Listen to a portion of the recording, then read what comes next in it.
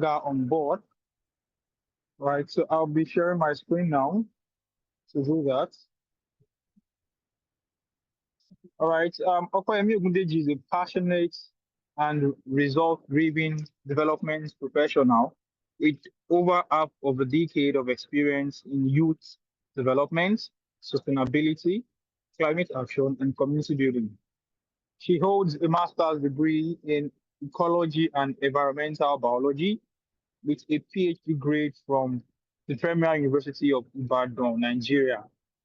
As programs manager of the Nigeria Youth SDGs, Opeyemi coordinates impactful projects and partnerships, advancing for youth participation in programs and policies.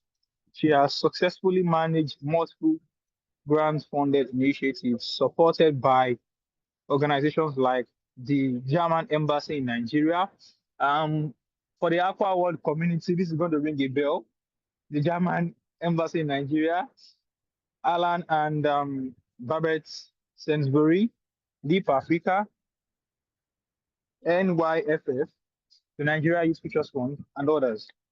Opeyemi's work empowers marginalized groups, develops transformative resources, and fosters lasting global change. Recognized for her contribution, she remains committed to advancing equity and inspiring meaningful social impact. For those of you that follow up with the programs of the Nigerian Youth SDGs, that is the network that coordinates sustainable development goals, achieving sustainable development goals in Nigeria. One of the important phases behind the planning, the implementation, and the closure of each project is Opeyemi Ogundeji. And we are going to be learning a lot from her today on how you can effectively lead and engage community towards making impacts. So, Mr. Opeyemi Ogundeji, the floor is yours. Welcome. Let's give her a shout out in the chat box. Can we please give her a shout out in the chat box? Let's give her clapping emojis in the chat box. Welcome, Mr. Opeyemi. So I'm going to stop presenting so you can have the floor.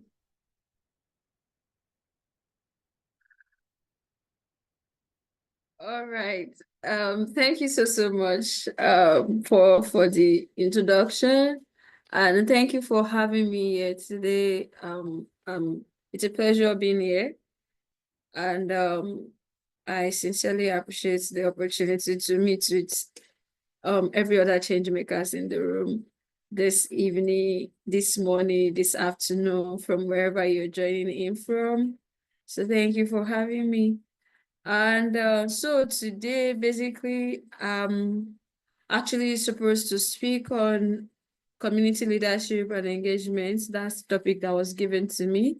So I'm going to share my slide, and we can actually get right into it. So I would appreciate it if we are actually very interactive, like we make this a very interactive session. So when I'm asking questions in between, or I'm asking us to reflect and type out, I would sincerely love to, read from you so that we all can learn from each other. So let me know when you can see my screen.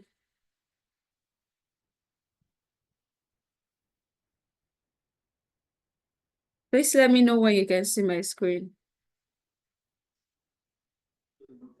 This is to confirm that we can see your screen, ma. Thank you. All right, thank you, Abdullahi. I appreciate that. Oh my God, you're already giving me the ginger I need. Thank you. All right, so I'm Opeyemi Ogundeji, like Paul rightly said, and also as seen on the screen, and the programs manager at Network of Youth for Sustainable Initiative, that's NG Youth SDGs. And I'm also a development professional, meaning that you will find me in the social impact space, in community development work, everything that has to do with youth development, community development, and environmental sustainability and community building. So anything that has to do with empowering young people who are marginalized, ensuring that they have the right knowledge in order to drive change, you'll find me there. So, and also I'm a facilitator, right? I have the privilege of speaking and facilitating different sessions, and I'm also actually a community builder. I love communities a lot, right? So I love like work that actually puts me in that kind of space that helps me to, contribute to building communities and ensuring that everything works fine. So yeah, basically that's who I am. And I finished from the Premier University of Ibadan. So for everyone who is actually from UIA, I hope there is, but if there is none, that means that we are always first and the best. So that's about that. So today, actually, the objective of the session actually says that for everyone on the call today, by the end of this session, we should be able to have practical knowledge and skills in community leadership and engagement. And also that by the end of this session, actually, you should be able to know how to effectively connect with, now note it, connect with, inspire, and also mobilize community towards achieving shared goals. So the last 3 words are very critical. So I'm expecting that by the end of this session, everyone on this call or in this session will actually have more knowledge, or maybe have their knowledge more reinforced, maybe something they've known before just resound more, in order to ensure that, you're able to connect more with communities, you're able to inspire communities the more, and you're able to also mobilize community towards shared goals. So now, before I start, I would like to ask, let's drop in the chat box, to you, what does community leadership mean? Like in your own words, yeah, what does community leadership mean? What does community engagement? When you hear community engagement, right, what comes to your mind? When you hear community leadership, what comes to your mind? So please, let's make use of the chat box so that we can maximize time. I would have asked us to, raise up our hands and talk, but to maximize time, I would love if we could actually drop in the chat box, and also to help us coordinate our thoughts when you type out. So I'm waiting. To you, when you hear the word community leadership, when you hear the word community engagement, what exactly comes to your mind in that regard? So I'm waiting. Let's drop in the chat, in the comment section. Yeah, the chat box, basically. Ruth Macaulay, you're welcome. Thank you for joining in. It's good to have you here. Also, you all from Ibadan, you know you hi. So my question is on the screen. Can we all see my screen? Let's drop We in the can see chat. your screen. Oh, okay, awesome.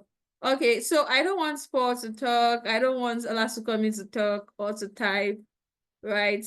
To my question, right? So I don't want to call names. So basically, if we don't talk, we'll have to stay on this, because I need to know that I'm here with you all, because what we are even talking is about community. So I want to believe that I'm in the right community. So if you don't talk, you're not moving. So please type. Paul shouldn't type. Olasukomi shouldn't type. Every other members of the community should type, please. Thank you. So what does community leadership? Okay, leading, Abdullahi, looks like Abdullahi is my person in this room. So Abdullahi says, leading community to achieve a goal. Thank you for dropping that. So which one is that? Are you talking about community leadership, or are you talking about community engagement? I wouldn't want to assume. Community leadership, ma. Oh, all right, thank you, Abdullahi. So Abdullahi said to him, community leadership is about leading community to achieve a goal. Do not check online, like just what comes to your mind. There is no penalty, basically. So please, I need more comments I need more responses in the chat box. All right, Pa Peter said that, I like your name, PP. So PP said that community engagement is okay, let me go up again. Pa Peter said that community engagement is a process of involving individuals and groups from the community in decision making planning and action that affects them.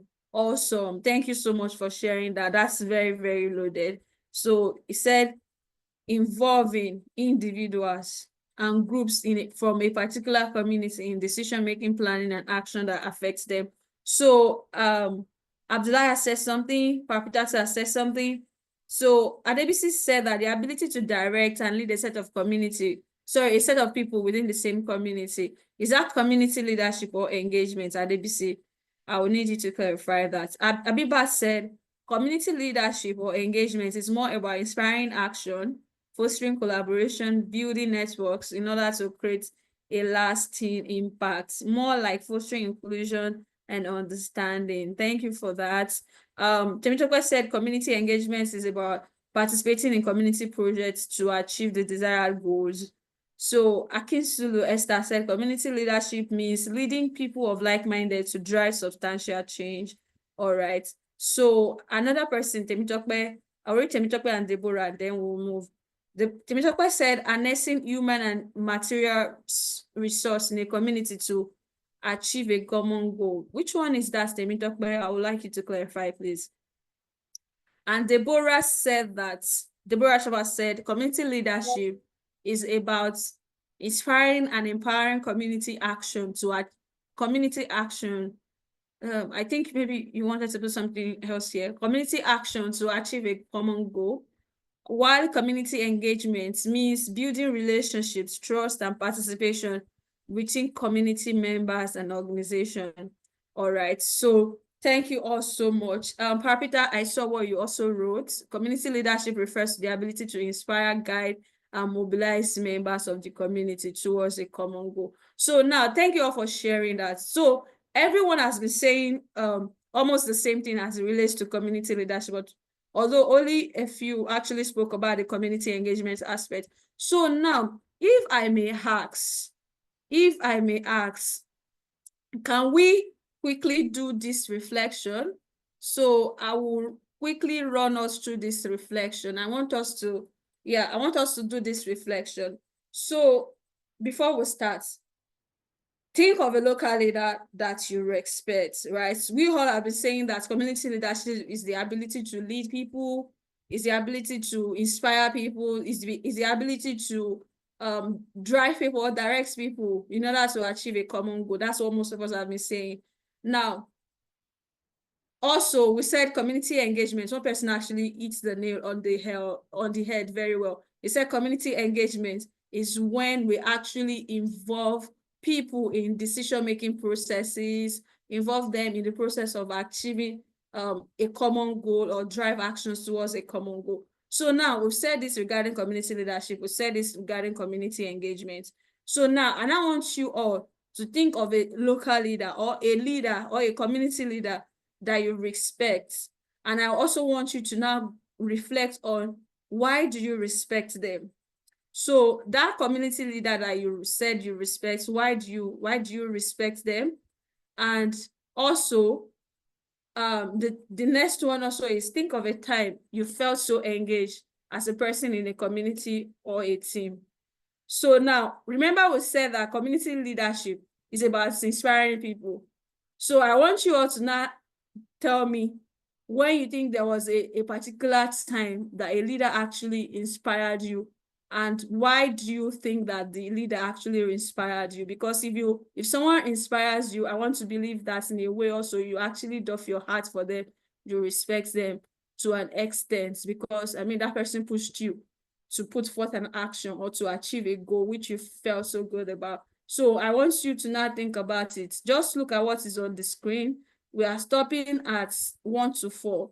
So who is that leader? Why do you respect them? Also, you think you felt so engaged in a community or a team. What happened for you to say that, oh yeah, that community, I really felt so engaged. Wow, that community is good. So what happened exactly that made you feel that way? Or there's someone in your community that is a leader, right? Because you've already defined it as well. You already said, oh, inspiring people, driving them to achieving a common goal. So think of that leader who drove you to achieve a common goal in your community or in your team. And why did you Yeah, why do you think that you respect that person? Do we get the question, please? Let me know if you got the question. So the question is, we need to do this exercise before we also start. So let me take it again in case we didn't get it. I am asking you to reflect on a particular leader you respect, right? Step 2, why do you respect this person, right? Maybe, okay, in my head now, I respect Paul Ewiola so much. Why do I respect Paul, right? Now, the step 3 is think of a time you first so engaged as a person in a community. You know, there are different kinds of community. Your family group is actually a community because it's more like all of you, your family, you're on a particular group, you created a WhatsApp community or something. If it is that community, still state it, or maybe you have church fellowships, or even if it is Aquaworld community, because you all now want to believe that you are all members of the same community. Or maybe in your state, there are community groups that you belong to, and you feel that that community is very engaging. Now, why do you think you felt so engaged in that community? So that's what I'm asking. We are doing step 1 to 4. I want to know that. We are doing step 1 to 4, so think about it. Okay, so Abiba said, personally, I feel inspiration comes from innate potential. Like for you to be inspired, it means you have an atom of the inspired goal within you, but needs an accelerator to give a push. Okay, okay. Thank you for sharing that. Thank you for sharing that. So, Abibas, if I may ask you, is there a particular time you think there was someone who was more like an accelerator to give you a push? And what did that person do to really, really make you do what you think you wanted to do then? If you can also write more on that, I would appreciate that. I'm waiting for our comments, please. Let's move. Oh. Let's move. I want us to reflect, because it's when we reflect, that's when we know what we are doing. We need to reflect. I like reflections a lot. You need to think about it. We're talking about community leadership and engagement. So we even need to engage because you're talking about engagement. So I want you to teach me. I also want to teach you. So yeah, that's why we're here. So Abibat, can you add more to that? So if you say that you felt inspired at a particular point in time was because you already have that atom of, oh, this thing I can actually do it, but you just needed more accelerator to push you to achieving it. So who is that person who actually pushed you more to achieving it? What did that person do for you to really finally execute it? So that's in the line of what we're trying to say. And also, have you been a part of a community where you felt like you were so engaged, like you felt so engaged in that community? What did they do to make you feel engaged in that community? So yeah, I'm giving us a few minutes. By 5:30, I'm expecting to see comments in the chat box.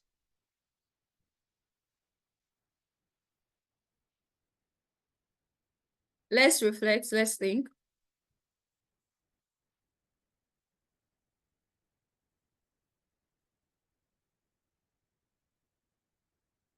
I'm waiting for us. You don't want me to call names?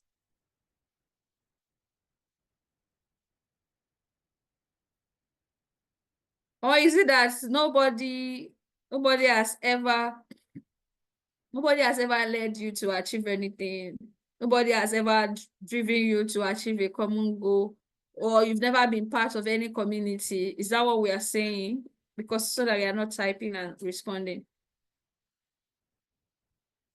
Is that what we are saying? Okay, in Aquaworld now, do you think you feel engaged?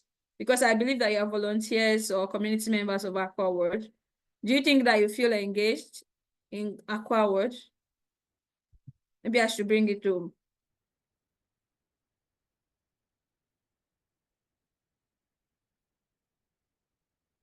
Okay, Busari Mohammed.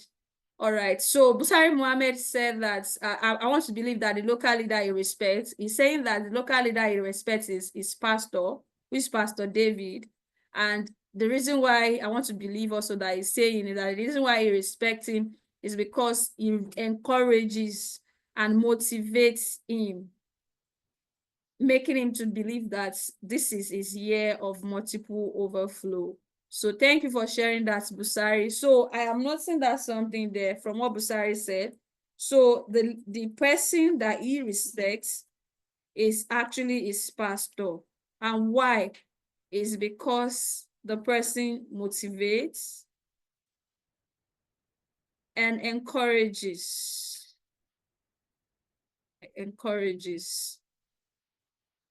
Oh, okay. Abibas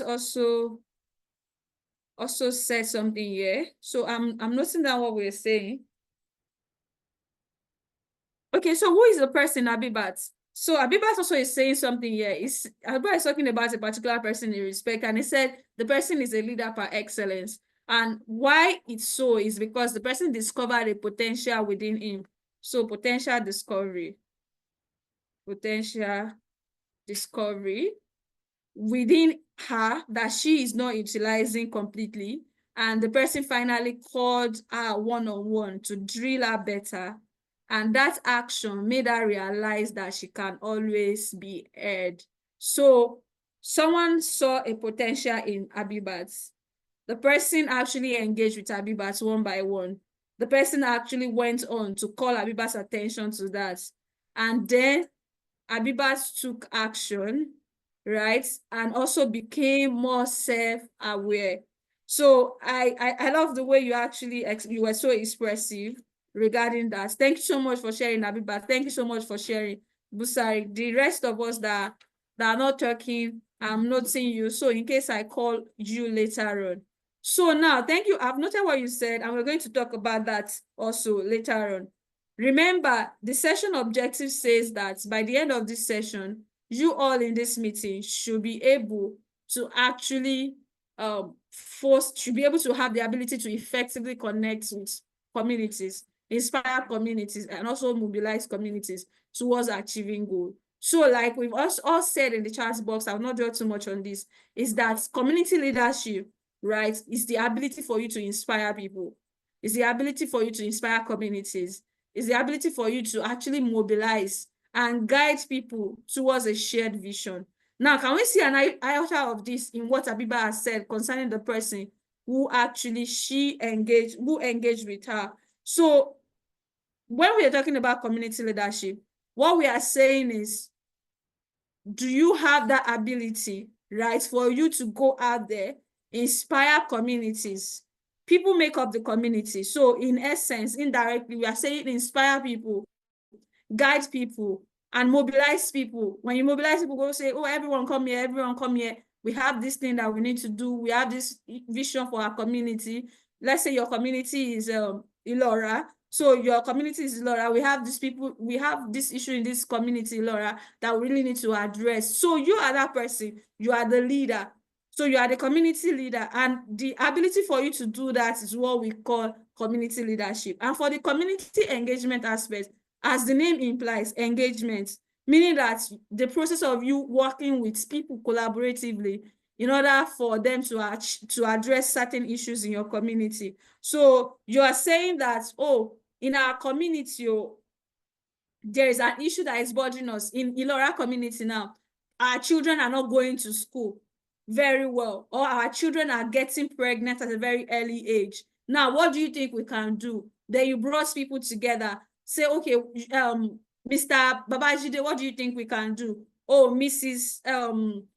Tafawa, what do you think we can do? So that process of asking for everybody's opinion, or asking for everybody to actually contribute to preferring solution, that is what we actually call community engagement. But the process of you actually standing up and say that, oh yeah, this problem needs to actually be addressed, and you are bringing people all together, that is the community leadership aspect, because you are taking the lead, you are driving the change and pulling people towards a particular positive direction. So yes, now for us to get a clarity about both, so that we do not mix it up, community leadership versus community engagement, they're actually intertwined, both are together. And one thing I want us to note is that these two concepts are not about titles. It's not about, oh, it's me that actually solve a particular problem in our community. It's me that did this, it's me that did that.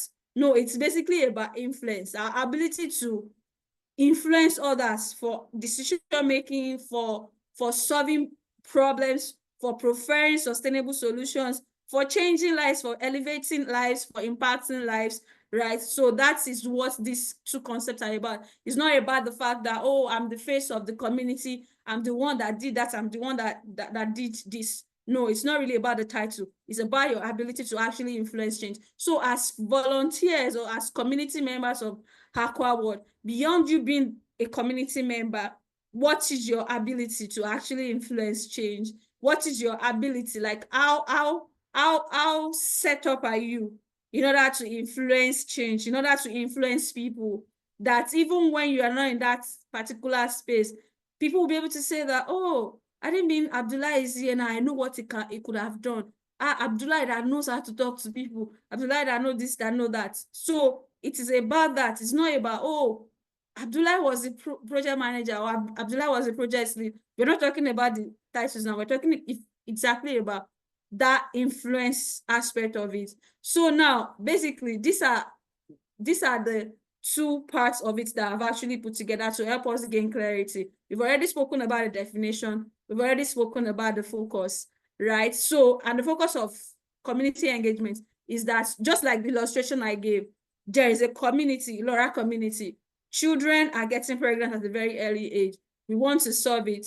Abdullah stood up, right, to say that this problem, I have identified it, immobilize people, which is all about community leadership. You drove them to all come together. The point at which they all came together, and when Abdullah is starting to ask them about the solution that they can use as a community to solve that problem of teenage pregnancy, that is where the community engagement is, which involves participation, collaboration, and inclusivity. So now, key actors, right, for this, for community leadership, it has to do with community leaders, you know, formal and informal leaders. When we talk about formal and informal leaders, we're talking about our elected lawmakers or our traditional rulers, your youth leaders, your grassroots activists. Now, we can actually represent Abdullah as that grassroots activist who saw the problem and stood up and said, no, I'm going to go against this. This is not nice. So the community members that showed up when he called for the meeting, or a town hall meeting, or a dialogue, in order for everyone to provide a solution, right? They fall under the community engagement. And so they are the key actors. It's community members that will give us insight into what we can do better, into the solutions we can prefer. And then for the main goal for each of them is that for community leadership, the main goal is that you are supposed to lead and drive change.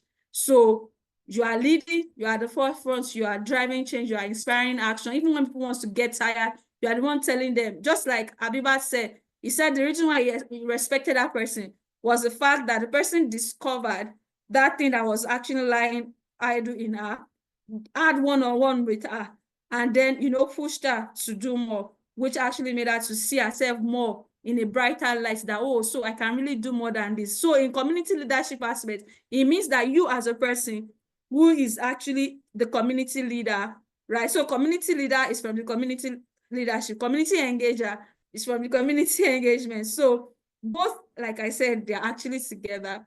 They work hand in hand. So you need together. So as a community leader, you must be able to encourage people and say, oh, you people are already getting that. I know we're already meeting setbacks. No, boy, I don't want us to feel weary, right? Dave Busari said his pastor actually encouraged, motivates him. So that is what you are expected to do as a community leader. And everyone in this room, I want us to accept that beyond you being a volunteer with Aquaworld, or beyond you being a young person within the Aquaworld community, you are actually a leader on your own. Everyone is a leader. Like, you are a change maker. Like I keep telling people, you are a leader in your own right. And for that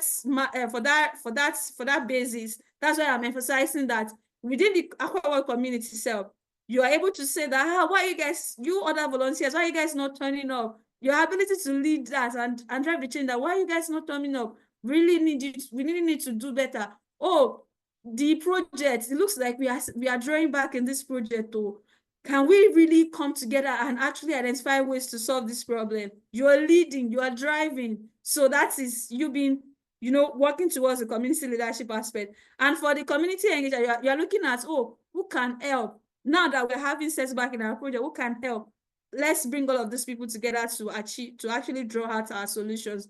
And now, for the approaches for each one of them, is that under community leadership, we have the strategic vision aspect. Like, you must be able to see from the beginning to the end. You must be able to direct and say that, no, this is where we should stand, this is where we should not go, right? It's about saying that, oh, if we go that route, we could actually fall, because I can see the end from the beginning. So that's the community leadership. But for a community engagement, right, you are consulting. What do we think? What do you think we can do? Do you have other opinions? This is what we are thinking of doing. Do you think there's something else we should do? Right? So, and for the power dynamics, because as a leader, right, you are supposed to influence and guide others. But regarding the community engagement aspects, everyone has the power to make this decision together. Just like I cited with the story of Ilora community that is suffering from teenage pregnancy. So everyone is bringing solutions together, which will now make the cumulative of the decision to be achieved, or the plan to be followed in the community to solve the teenage pregnancy problem. Now, the sustainability aspect also has been listed, and an example in action, just to reflect and let it sink in, like drive home the point, right, is what we've also established here. Now, what I want us to note is that community leadership is about guiding. Again, I'm reiterating this, is about guiding and inspiring action. So anytime you think community leadership, think that, who am I guiding? Who am I driving in order to make action, in order to provide solution, in order to drive social change that is actually positive? Because you know that change can be positive or negative.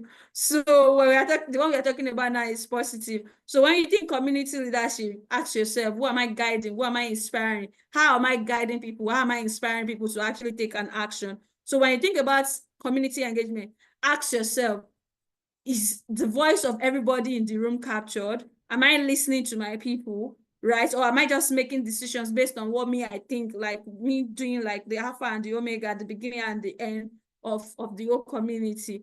So that is what I would like you to think it of. And that's why I was emphasizing that it's not about title, that, yeah, I mean, the one in this position, I have the power to do and undo. No, it's not about that. But rather, community leadership and engagement is about you inspiring others to become more, inspiring others to actually do more. And also for community engagements, you listening even to the voices of someone who seems to be like the least in the group. So, because every voice is in the end actually matters. And lastly is that effective leaders actually use engagement to build trust. Look at the story of Abibat. Abibat said that this person actually called her one-on-one and told her that, oh, but you can really do this thing. That one-on-one conversation, it's an engagement. And that engagement that was had with Abibat made Abibat to feel like, oh, this person's really have my best interest at heart. So you also, when you are engaging your people in your community, you need to actually engage them very well, like as if they are your people. See them in that light so that they can believe in your capacity to, to do, they can believe in you, yeah, they can trust you, and they can actually commit to, to whatever you're asking them to do. Because most times now, what we even see in our countries today, some of us, we don't even believe in our leader. Be like, oh, those people that are just there. And that is why there is what we see currently as regarding the drawbacks we are seeing in our nation. Because most of us just feel like, no, I'm not going to get involved. What we're supposed to even do as sound citizens, we're not doing it because we do not even believe in the government, in some of our leaders' ability. We do not have trust in their ability to do that. So the same thing is, you should not beat those kind of leaders that you do not trust or that you do not believe in their ability to deliver. And that is why we're having this capacity building sessions today. You shouldn't be like those ones. So you check your own actions, you check your own words, that how am I engaging my people? How am I engaging people in the community in order for them to trust me, commit to the goal that I actually want them to achieve? So now, for your check, this is what I actually make use of in my work, right? I've used them over time, which I think is something that will be, which I believe rather is something which we all should actually commit to also looking at. So is that as a community leader, or when you're thinking of community leadership, right, what should be at the back of your mind is that, first of all, what do we want to achieve? What's your vision, right? So whether you are leading projects, you're working on projects, what do we want to achieve? What's the problem that we want to solve? Why are we doing this? So you need to ask yourself, sit back, even if you're part of Aquaworld community, why are you in that community? Or maybe you created a family community or a family group. Why are we creating that family community? Right? Or why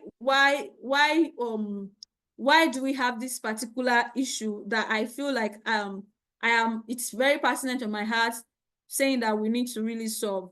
So now, for instance, I am working on a project because, like I told you, I said anything that has to do with youth development and environmental sustainability.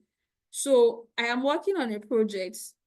Basically, I'm working on a project named Empowering Youth Civil Societies to Build Stronger Communities in Nigeria, right? And why am I working on the project? I need to establish that. What's the problem that I want to solve? So that when I'm clear on that goals, I'm able to proceed into knowing who the key actors are, into knowing what kind, remember the tabular form I shared earlier, into knowing the kind of approach to make use of. So now, when I have established that, okay, I'm running this project because despite the high population of young people in Nigeria, young people are not actually very involved or meaningfully engaged in the implementation of climate policies in Nigeria. So now, who are my key actors? I need to actually look for them. And when I get I looked for them, right? When I looked for them, I had them on board. And when I'm communicating what we want to achieve to them, I'm able to also listen back to them. And that's where the aspect of empathy and active listening comes in. When I say, oh, young people are not really included though in the implementation of climate policies, and this is why we are going this direction, and this is why we need to achieve this goal. And one person in my community that I'm working with on the project says that, oh, but in our own community, really, these are what are more critical, then it should be able to help me to direct the action to take in order to course correct things, to still achieve my goal. I don't know if we're trying to, if we are understanding that. So what I'm saying is that the first checklist is that you must first of all tick. You know, checklist is something that you need to tick off on your list. So when we're talking about effective community leadership, you must be clear on the goals for community transformation, how you want to transform your community, how you want to effect your change. You must be clear on that. And when you are clear on that, the various group of people that you'll be engaging, like I said, I engage with civil society organizations, I engage with young people, I engage with government stakeholders, right? I also engage with my colleagues who are my team members, right? I must be able to listen to each one of them in the processes of actually driving them to perform actions to achieve that change, of ensuring that more young people are involved in the process of implementing Nigeria's climate policies. So when they say that, oh, it looks like we are so tired, though, this action is getting too much, oh, it looks like this is not going to go well, I should be able to listen to them and say, okay, so what do you think we can do? I should be able to understand the angle and aspects at which they are coming from. So that is so for my goal to be achieved. And the next one also is collaboration. You cannot do anything alone. Look at the project I mentioned. Look at the various key actors I have actually listed out. So in your community leadership processes, you must know that you cannot do anything alone. You need to build relationship with people. And when we are saying relationship, strategic relationship, and that's why the first point, the first checklist is very important. Vision and purpose. When you know the vision and purpose, you know the people to look out for, you know the people to work with, you know the kind of collaboration to look out for, and the kind of people you need to bring on board for your work. And also, the next one is adaptability and resilience. there's going to be a whole lot of challenges and setbacks in the process of effecting or driving change in your community.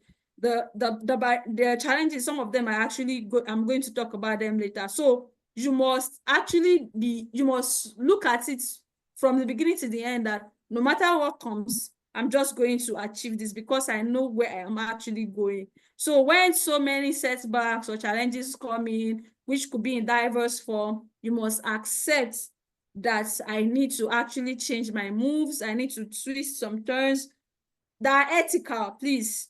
Anything that you're adapting to or changing to must be ethical, so that, you are able to do things in the right way. Because when you're driving change, you must do everything accordingly, so that in the course of driving change, you're not still causing another problem. So, and another, which leads us to the ethical and inclusive leadership. So in your engagements with people, you are professional, you are actually engaging with people, you are leading them in a very respectful and transparent way, not because you are actually leading a community to achieve a goal or inspiring them to achieve a goal, and then you are talking down on people. Because, and that was why I was emphasizing the aspect of it's not about titles. So, and I say, oh, I'm the one in this position, then talking down on people, dragging them down, or telling them that, oh, what do you know?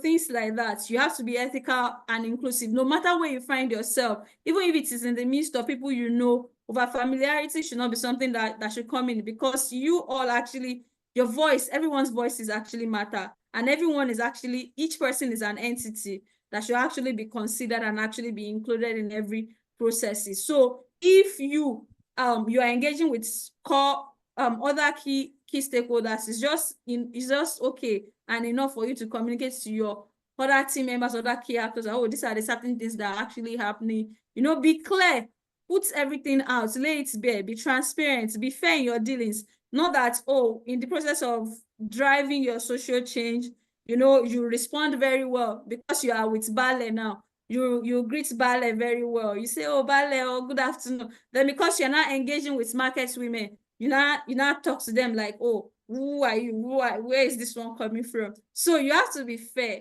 in all aspects and be inclusive and be transparent. And also the aspect of diversity is ensure that you have as much diverse group as possible. Like, this is something I so much love, because people have different perspectives, and there's a way the diversity in thoughts, diversity in perspectives actually also improves the way the social change we are trying to drive comes out in the long run. Because you might not be thinking of things in a particular direction, that someone will come up with a very creative, I'm like, oh, I wasn't thinking of it in that aspect. So you should think of diversity also, transparency and fairness in your community leadership actions. So, and the next one is strategic thinking and decision making beyond what you are currently doing right now, right?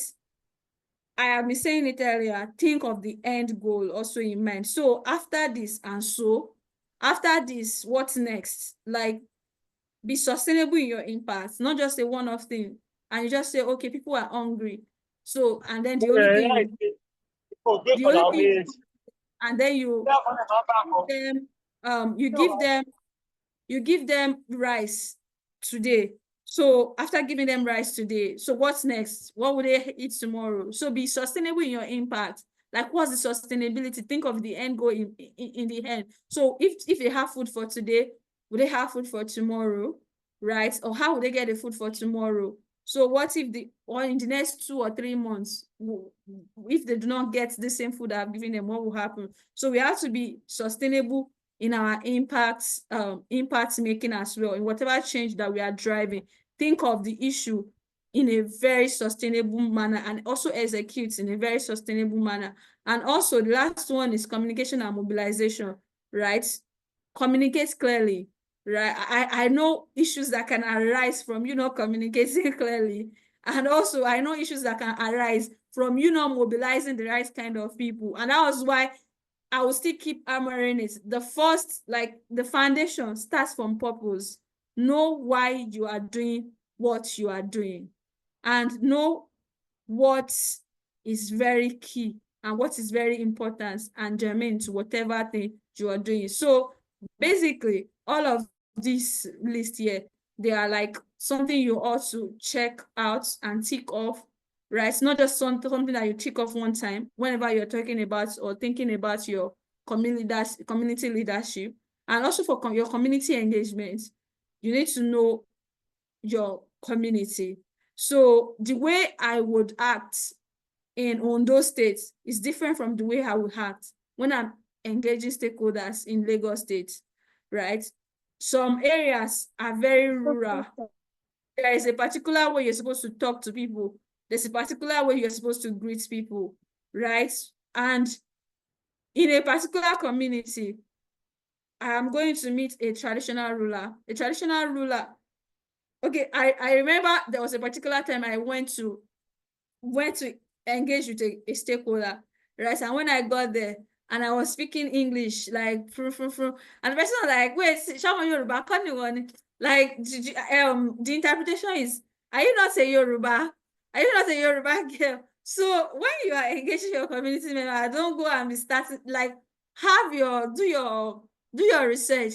Sometimes when I want to meet with any stakeholder, I'll also go and check them. If they have LinkedIn account, I'll go and check them out on LinkedIn so that I will know how to communicate or anything. And for those ones that don't know how to have LinkedIn, like, I'll just look around and find some basic information that can help me on how to engage them. Even for some communities too, like the project I spoke about earlier, you know, the people in the community, I'll tell, okay, I'll ask, oh, what are the things that are peculiar to you? Because it cannot be the same across board.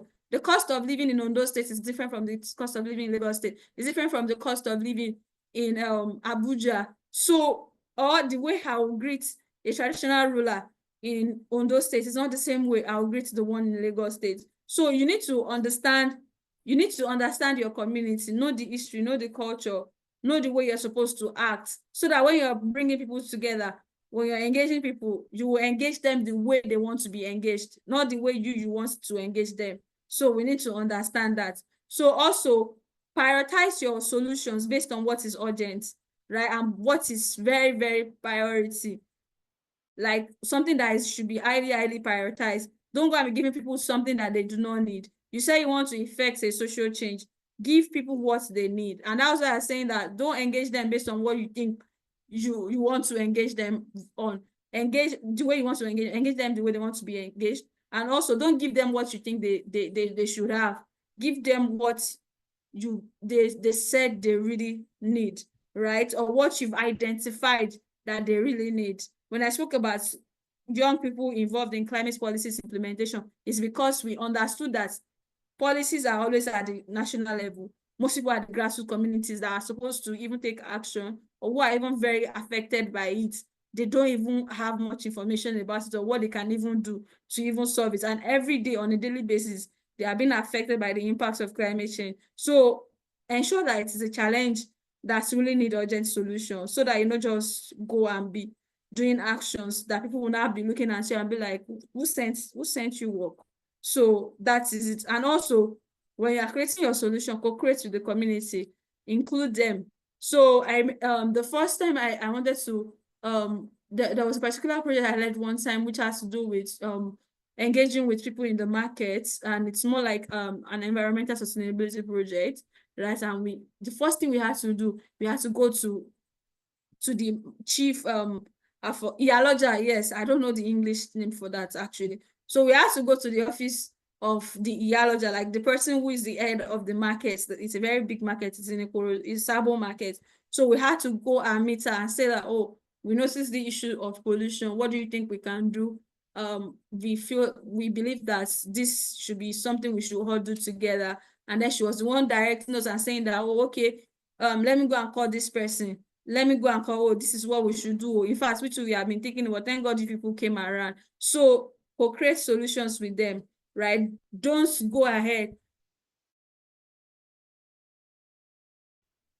that you all have not concretely or collaboratively agreed on, because it could actually bounce back on you, especially in community that are actually very volatile. It could bounce back on you. Also, leverage resources. Like I said, we met the Iyaloja. The Iyaloja was the one connecting us with people that could actually make our work, like our project implementation, faster. They were the ones saying that, oh, this person should be able to do this thing for you. Let me go and call that person out. Do you understand? And again, the good thing is when you co-create solutions with these people, when you are long gone, these people will always be able to, you know, go on with it because it's something you all jointly agreed on. And also ensure that you foster accountability, hold everyone accountable. If the Yaloja is supposed to do a particular thing, make it clear so that you'll be able to say, mommy, this thing has not been done. How can we do this? How can we move forward with this? And you know, every decision you're taking, you're transparent, you are very open, right? And it's not like you are sharing half bits information. So because when you're sharing half bits information, you to think about it. When you engage with someone and that person, it looks like that person is sharing just the tip of the whole information with you, you're always like wondering, okay, so most times you will not commit to the person. And remember I said that everything builds on the foundation of trust. When people want to allow you to lead them or inspire them, they need to trust you first. When you want to engage with people actively and effectively to make impactful change, people also need to actually trust you. You give your money to the person you trust, right? If you want to buy some services, you give it to the person you trust, or even someone with the iota of trust. It's the same thing with driving social change. People will sign into your vision when they trust you and they believe in that thing, actually. So now, the common barriers I have had in community leadership and community engagements is the first one is institutional and bureaucratic challenges, which I believe you can actually have in your process of, you know, driving social change, inspiring others. One example is when we wanted to do a project in a school, and then we got to the school, we're told that we'll go to one district, education district, we go to the education district, we were told that, are we not going to buy something like that? So the processes also were kind of like very long, you know, the back and forth, moving back. And you're like, this thing is something good that will benefit the children. Do you understand? This is something good that will benefit the teachers, but it is there. And it is hard because most times they will be like, okay, yeah, this is the standard. This is what our institution is. This is how our community is. You have to respect it. This is what is currently obvious. So those bureaucratic challenges, you want to see this person, you first of all sign in here, you have to come back tomorrow, you have to submit a letter here, you have to. So I want you to understand that all those, or you have to send emails like 100 times before you even finally get one response. So, and even sometimes when you even get the response, right, you will finally realize that some things later get to change in the whole processes. So, because there is an issue of power dynamics. So, because most times when some key actors understand that they have more power to do something or to change something, they tend to want to squeeze or twist things, right? And that was why I said what I would like to recommend as solutions. Maybe during times you also come across such kind of, you know, bureaucratic challenges, which I have used in the time person has worked, is that you first of all accept that these challenges, they will come and I will overcome them. Like, you will tell yourself, that's the first thing that I am saying, acceptance and acknowledgement. We are all imperfect humans working towards perfection. So you that you're engaging in community leadership, community engagements, you're not perfect yourself, and you're going to even meet more imperfect people. So now, when those situations now come where there is lengthy approval processes, where there is slow decision making, when you think people should act fast and they're not acting fast, accept that, okay, yes, this is one of the problems. That's why I tell myself, just let me breathe. This is one of the problems. This is one of the problems. And then and say, okay, yes, these are the ways I'm going to go about solving them. And then also, the second one is SOP and MOU. When you're going to engagements with people, have it, like I mentioned earlier, your first checklist with community leadership, when you want to inspire people and drive them to action, right? Positive action and social change, is that be clear. So this is the kind of engagement you want to have with them. Okay, you will be the one that will be doing this. These are the steps we are going to be following. This is what the schedule sort of look like, so that everyone will be on the same page and there will not be changes of words in the long run. I have seen it pan out, right? And it does not always end well. And also the third one, if you do not have things outlined like clearly, I've seen it in several aspects where it does not always pan out. And then the third one is persistence and repetition. When you've submitted before, you've asked someone for something before, you go to the markets the first place because you needed to meet with a community leader, they did not respond to you, keep going. You are the one that know what you want to achieve. Be persistent, keep repeating, this is what we want to do, this is what we want to do. The person will later come to terms later on. So you just have to keep reinventing ways and keep looking for solutions and be persistent in it. And also the fourth one is look for higher authorities. If you can connect with people who are actually higher than you, because sometimes people can be biased, right? And be like, okay, so is it me that will not be listening to you, this small girl or this small child? Like, I'm just telling you what is obtainable on the field. So when you go along with someone, you know, who is higher than you, or be able to engage someone who is higher to be able to connect you to that person, sort of like also helps. So collaborate when it comes to times like that you have issues with institutional and bureaucratic challenges. Affiliate with people whom you know that they have a brand, they have a name, or they have higher authorities to actually help you unlock that door. And also the next challenge that I have faced before is resource that has to do with community leadership and engagement, is access to adequate funding, right? Even skills mismatch, you know, you think people know what they can do, you know, and then when you start working with them, you realize that they don't know what they are doing.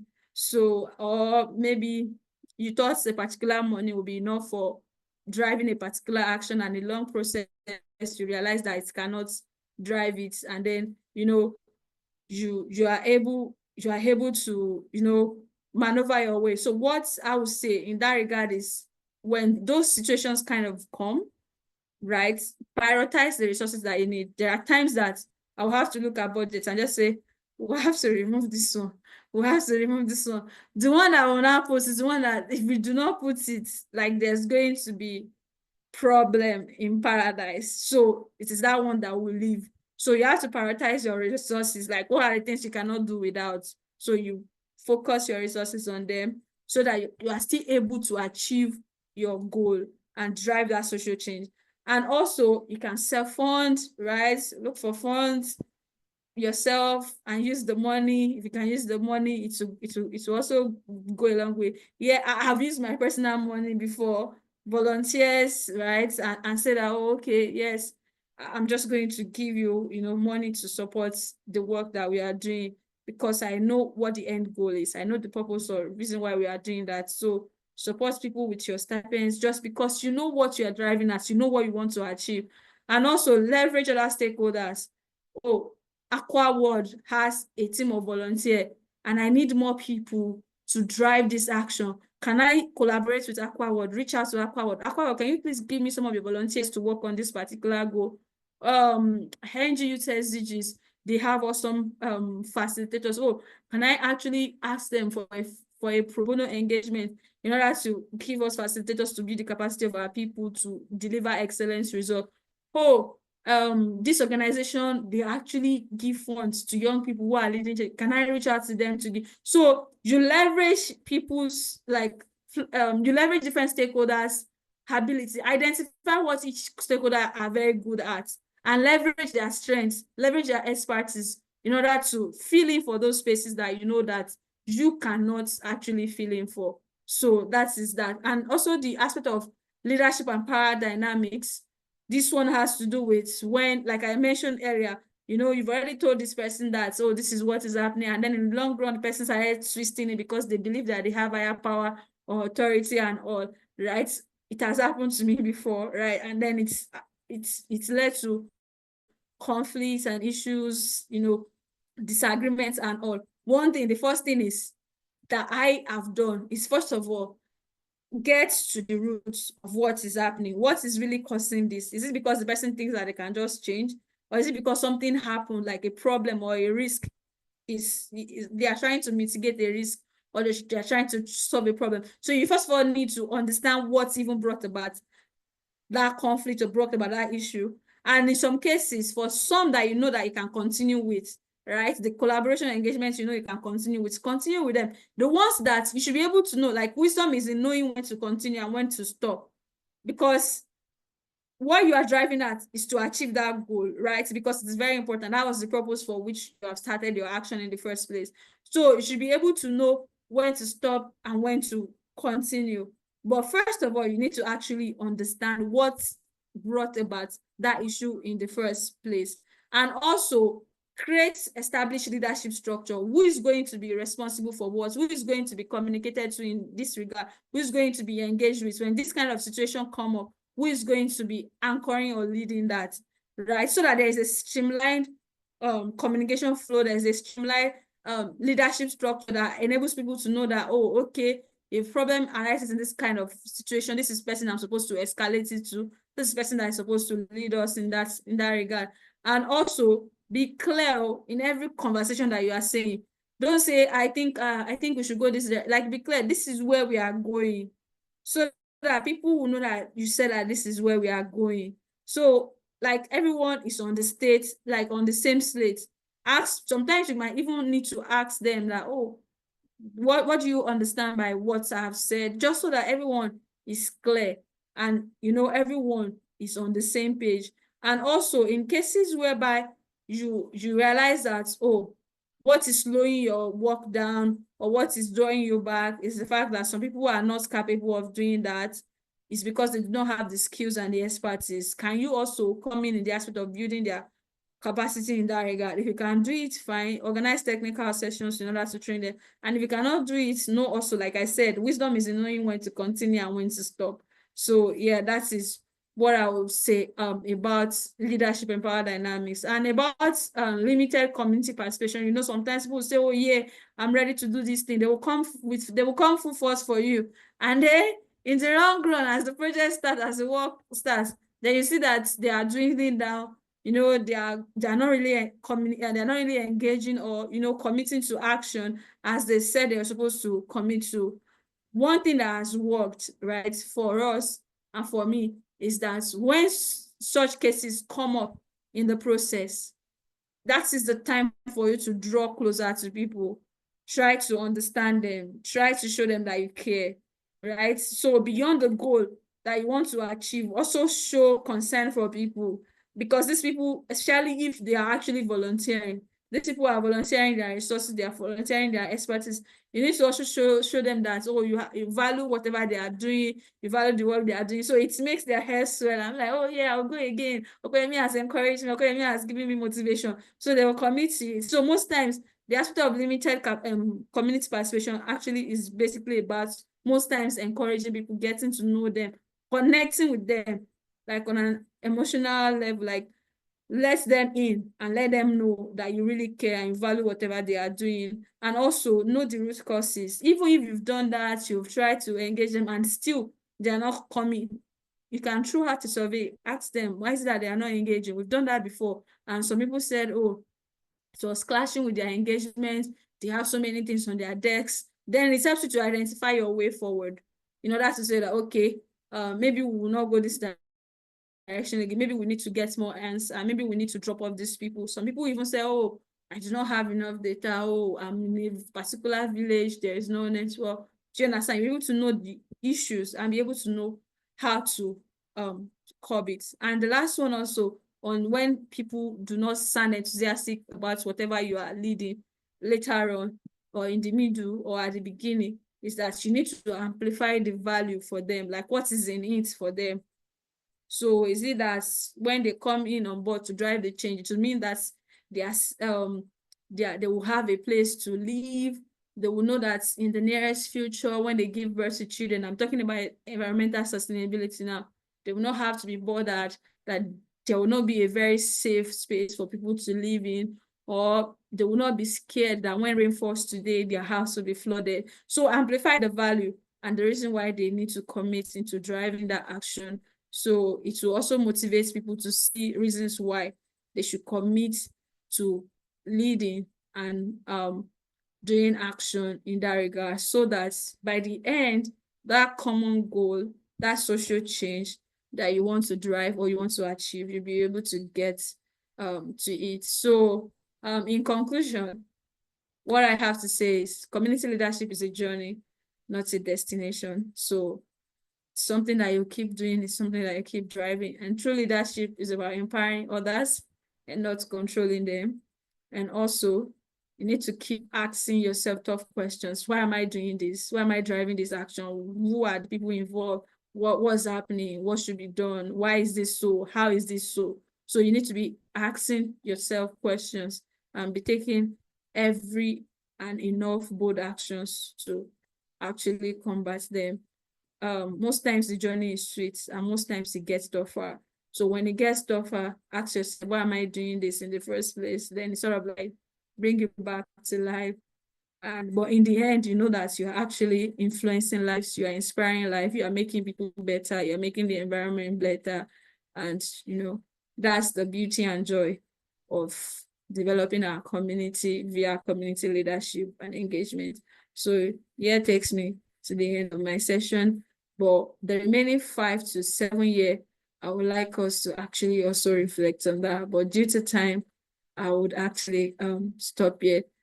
Thank you for having me. And if you have any question, please drop in the, or is it now that we're doing that or later on? I don't know. I think I'll hand over to the moderator here.